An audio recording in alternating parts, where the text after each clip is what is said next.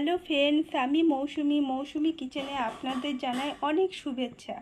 আজকে আমার রেসিপি চিংড়ি মাছের বাটি চচ্চড়ি। এটি অনেক পুরনো একটি রেসিপি, আপনারা হয়তো খেয়েছেন। আজকে আমার পদ্ধতিতে আমি করেছি, আপনারা ট্রাই করুন, ভালো লাগবে। চিংড়ি মাছের বাটি চচ্চড়ি বানানোর জন্য আমি 300 গ্রাম মতো চিংড়ি মাছ নিয়েছি। এটাকে ভালো করে ধুয়ে পরিষ্কার করে নিয়েছি। দিয়ে এর মধ্যে আমি লবণ আর একটু হলুদ দিয়ে ভালো করে মাখিয়ে নিচ্ছি।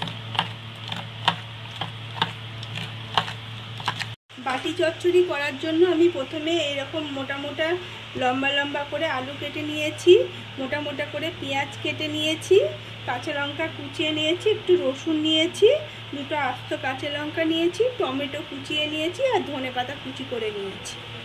যেহেতু এটা বাটি চচ্চড়ি তাই এরকম সাইজের আমি একটা বাটি নিলাম। বাটির মধ্যে আলুগুলো ঢেলে নিচ্ছি।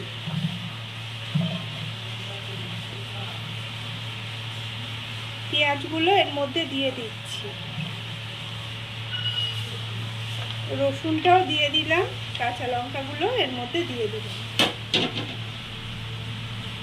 এবার চিংড়ি মাছগুলো আমি এর মধ্যে দিয়ে দিলাম, টমেটো এর মধ্যে দিয়ে দিলাম, হাফ ধনেপাতা আমি এর মধ্যে দিয়ে দিচ্ছি, হলুদের গুঁড়ো, জিরের গুঁড়ো আর লঙ্কার গুঁড়ো আমি এর মধ্যে দিয়ে দিলাম। অল্প একটু মিষ্টি আমি এর মধ্যে দিয়ে দিলাম।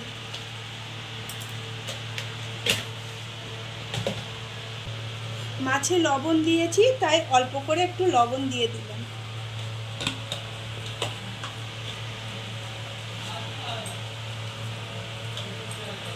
বেশি করে সর্ষের তেল আমি এর মধ্যে দিয়ে দিলাম।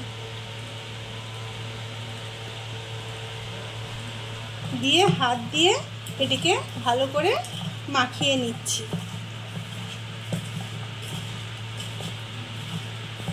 5 মিনিট মতো আমি এটিকে রেখে দিয়েছিলাম। এবার গ্যাসটি অন করে আমি বসিয়ে দিলাম।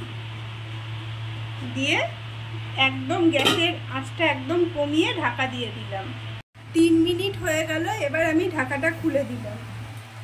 ঢাকাটা খুলে দেখুন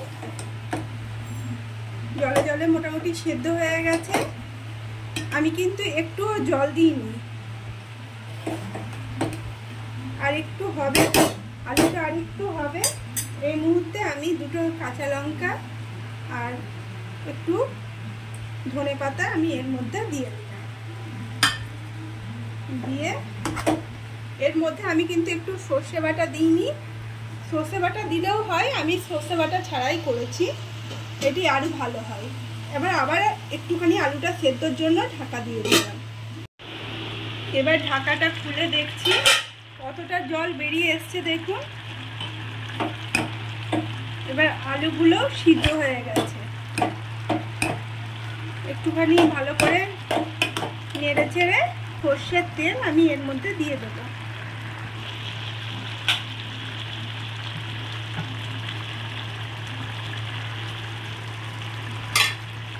দিয়ে একটু ভালো করে নাড়িয়ে দিই।